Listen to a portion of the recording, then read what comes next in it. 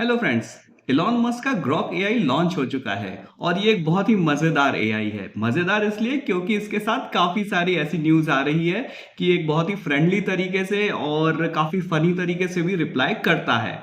तो Elon Musk ने ये जो एआई है ये ऐसा बनाया है कि अगर आप जो एक्स है मतलब कि जो ट्विटर है इस पे भी अगर आप ग्रॉक को टैग करके कोई क्वेश्चन पूछते हैं तो वो रिप्लाई लेके आता है। आज हम देखेंगे ग्रॉक हमें किस तरीके से रिप्लाई करता है, कैसे हम ग्रॉक को यूज कर सकते हैं और उसका एक फनी पार्ट भी देखेंगे। वो फनी पार्ट हम देखेंगे वो बहुत ही मजेदार है, आप उसे बिल्कुल भी मिस मत कीजिएगा क्योंकि आजकल उसी की बातें सब तरफ हो रही हैं। तो चलिए देखते हैं हम ग्रॉक एआई को, लेकिन उसके पहले अगर आपने हमारा चैनल सब्सक्राइब नहीं किया हो तो कर लीजिए क्योंकि हम आपके लिए काफी नॉलेज वाले और काफी इंटरेस्टिंग वीडियो टेकलाइट 77 पे लेके आते हैं। चलिए देखते हैं ग्रॉक एआई को। सबसे पहले हम grok.com ओपन कर लेंगे। यहाँ पे आपको ऑप्शन दिखेगा एक सुपर ग्रॉक का। तो अगर आपको पेड वर्जन पे जाना है तो आप यहाँ जा सकते हैं, लेकिन अगर आपको नहीं जाना है तो आपको यहाँ प्रॉम्प्ट के पास दो ऑप्शंस दिखेंगे, डीप सर्च और थिंक। अब ये दो ऑप्शंस क्या हैं, ये बहुत ही इंटरेस्टिंग है क्योंकि डीप सर्च, देखिए मैं आपको समझाता हूँ। ये डीप सर्च जो है, डीप सर्च बेसिकली क्या कर रहा है कि अगर आप कोई क्वेश्चन या कोई क्वेरी पूछ रहे हैं तो वो उसे जो नेट पे अवेलेबल रिसोर्सेज हैं, जो डिफरेंट वेबसाइट्स हैं या जो ब्लॉग्स हैं या जो भी इंफॉर्मेशन नेट पे अवेलेबल है, वो वहाँ से इंफॉर्मेशन को फैच कर रहा है और आपकी जो क्वेरी है या आपका जो क्वेश्चन है उसके आंसर को कंपाइल कर रहा है बेस्ड ऑन दैट इंफॉर्मेशन। तो यहाँ पे एक वो डीप रिसर्च कर रहा है और उसके बाद आपके क्वेश्चन के हिसाब से आंसर लेके आ रहा है। अब सिमिलरली क्या होता है, थिंक की बात करें तो थिंक एक लॉजिकल प्रॉब्लम सॉल्वर है। बेसिकली जो लॉजिकल थिंग्स होते हैं, जैसे कि मान लीजिए कोई एक मैथमेटिक्स का क्वेश्चन है या कोई कोडिंग से रिलेटेड कोई आपका क्वेश्चन है, तो उसका सॉल्यूशन आपको थिंक में मिलेगा। तो वो हम ये दोनों चीज़ें हम ट्राई करेंगे। सबसे पहले हम देखते हैं डीप सर्च। डीप सर्च मैंने सिलेक्ट किया है। अब यहाँ पे मैं मेरा क्वेश्चन डालूंगा। फॉर एग्जाम्पल चलिए ले लेते हैं, विच stock is better for the investment, Infosys और टीसीएस। अब देखिए ये अपना जो है सर्च करना इसने चालू कर दिया है। थिंकिंग लिखा हुआ आ रहा है, रिसर्चिंग आईटी कंपनीज। देखिए यहाँ पे आपको काफ़ी सारी साइट्स के एड्रेस दे रहा है, इक्विटी मास्टर, 5 पैसा। तो यहाँ से क्या कर रहा है, वो डेटा कलेक्ट कर रहा है इन दो कंपनीज का कि इनका परफॉर्मेंस कैसा रहा है और इनके जो रिजल्ट्स हैं वो कैसे रहे हैं। फिर दोनों को वो कंपेयर करेगा और उसके बाद में एट द लास्ट वो आपको एक रिजल्ट देगा, कि एक कंक्लूजन देगा कि ये क्या रिजल्ट आया है इसका। ये थोड़ा सा टाइम लेगा क्योंकि हमारी क्वेरी जो है वो एक ऐसी क्वेरी है जो कि जिसके लिए काफ़ी सारा डेटा अवेलेबल है।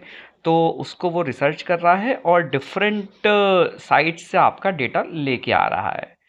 ये देखिए अभी चल रहा है, ये 10 वेब पेजेस वो ऑलरेडी चेक कर चुका है, वहाँ से डेटा आपका उठा चुका है। और ये देखिए यहाँ पे और भी है, economics time and money control, जितनी भी अच्छी वेबसाइट्स हैं वो वहाँ से लेके आ रहा है। रिजल्ट्स की बात करें तो टीसीएस ने कैसा डिविडेंड दिया है, क्या चीज़ की है, ऐसा ही इन्फोसिस का, ये सारी चीज़ों को लेके आ रहा है, कंपेयर कर रहा है। तो देखने वाली बात यह है कि यह कितने ज़्यादा डीप में जाके रिसर्च कर रहा है आपके क्वेश्चन के बेसिस पे। और उसको उतना थोड़ा सा टाइम लगता है उसको, लेकिन रिजल्ट भी आपके पास उतना ही डिटेल्ड आता है। अगर आप सोचेंगे कि मुझे ये 28 पेजेस जाके देखने चाहिए थे या अगर मैं देखता तो मुझे कितना टाइम लगता, लेकिन उसके कंपेयर में अगर हम यहाँ पे ग्रॉक का यूज़ कर रहे हैं तो हमारा काम बहुत ही आसानी से हो जा रहा है। और हमारे पास रेफरेंस के लिए वेबसाइट्स भी हैं, ऐसा नहीं है कि वो अपने मन से कोई डेटा उठा के ला के आपको दे दे रहा है या कहीं किसी ऐसी जो अनट्रस्टवर्दी साइट्स हों वहाँ से उठा के लेके आ रहा है। वो आपको प्रॉपर बता रहा है कि मैंने यहाँ से डेटा उठाया है और आप देख सकते हैं कि वो कितना लिजिट है। तो चलिए देखते हैं आगे हम क्या हमारा हो चुका है लगता है सर्च। अब लेट्स सी, देखिए इसने क्या रेवेन्यू ग्रोथ वगैरह सब सब कुछ मेंशन किया है दोनों कंपनीज का। टीसीएस इन्फोसिस प्रॉपर तरीके से दोनों को कंपेयर किया हुआ है, कितना मार्केट कैप है, फ्यूचर ग्रोथ प्रोस्पेक्ट्स, सारी चीज़ें। अब देखिए इसमें लास्ट में हमारे पास होना चाहिए कंक्लूजन। कंक्लूजन कहाँ? या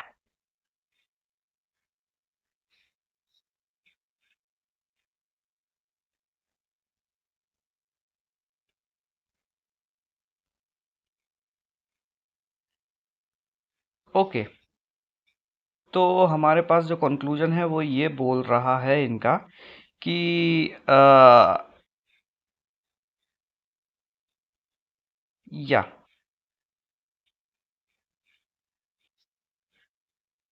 for the conservative investor, TCS is likely to be a better choice given the higher margin return on equity and analyst performance stability. For growth-oriented investors, Infosys lower P and higher dividend means अगर आप एक stable investor हो, अगर आप चाहते हो कि आपकी ज़्यादा रिस्की नहीं रहे इन्वेस्टमेंट, तो आप टीसीएस पे जाइए, अदरवाइज आप इन्फोसिस पे जाइए। ये इसने सजेस्ट किया है ग्रॉक ने। अब वो आपका फाइनल डिसीजन होगा आप कहाँ जाते हैं, पर ये एक एग्जाम्पल था, ये सिर्फ एग्जाम्पल मैंने आपको ग्रॉक कैसे डीप सर्च में काम करता है वो बताने के लिए किया था। नेक्स्ट हम आते हैं थिंक पे। अब मैं थिंक पे सिलेक्ट करता हूं और मैं यहाँ पे एक मैथमेटिक्स का क्वेश्चन डालता हूं।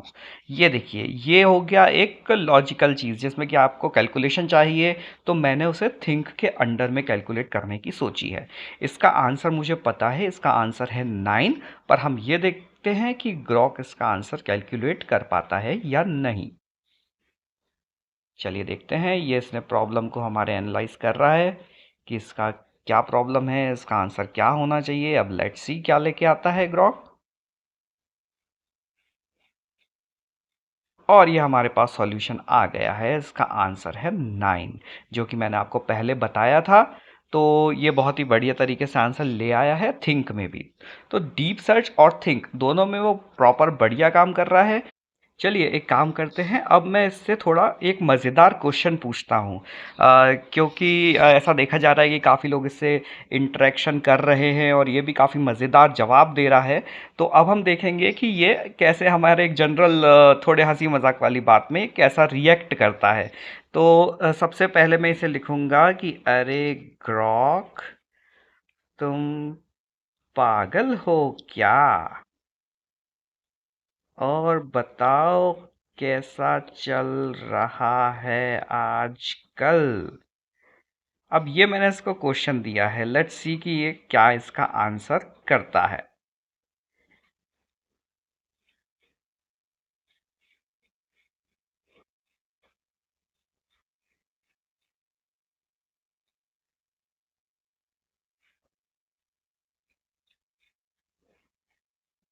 ये मेरे क्वेश्चन को थोड़ा सा एनालिसिस कर रहा है, अब उसका क्या आंसर देना चाहिए वो सोच रहा है।